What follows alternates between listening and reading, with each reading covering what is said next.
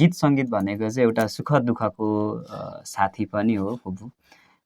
र फुपू अलिकति बुढी मान्छे गीतै गाउँदिन त हजुर सलल पानी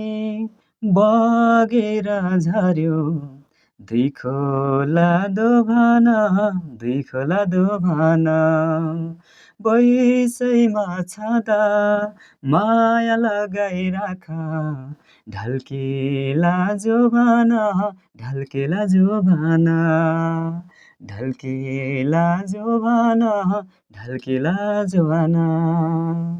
क्यामेरामा कैद भएको कुरा चाहिँ हामी जीवनमा नरहे पनि यो सदाभरि एउटा सामाजिक सञ्जाल रहइन्जेलसम्म चाहिँ रहनका लागि राख्नका लागि खोलिदो मान दुःखै बित्यो जोभान खोलिदो भान दुःखैमा दुःखै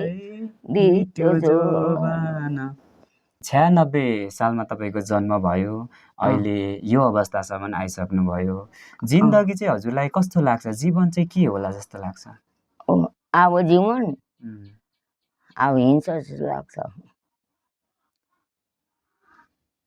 पीडा लाग्छ दुःख लाग्छ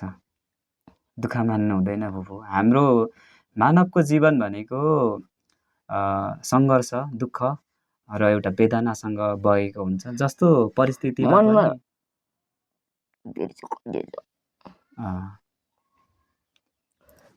उहिले वा म कति गाउने थिएँ अहिले यस्तो चाहिँ के गर्नु त दुःख लाग्छ है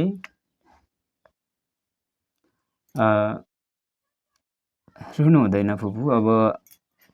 हाम्रो भेटघाट भयो 4 वर्ष पछाडि फेरि म फुपूलाई भेट्न आएको छु हजुर त खुसी हुनुपर्छ नि त भदै खुसी छु नि सँग भेटेर हैन हजुरलाई रुवाउनु मेरो चाहना थिएन तर पनि तपाईको सानैदेखि मलाई गीत सुनाउनु हुन्थ्यो तपाईले पहिले जन्मिसकेपछि अब आज भन्यो भोलि भन्यो हैन उमेर समय बित्दै जान्छ त्यसपछि शरीरहरू कमजोर हुँदै जान्छ त्यो शरीर कमजोर हुँदै जाँदाखेरिमा मनमा धेरै कुराहरू पनि उत्पन्न हुने रहेछ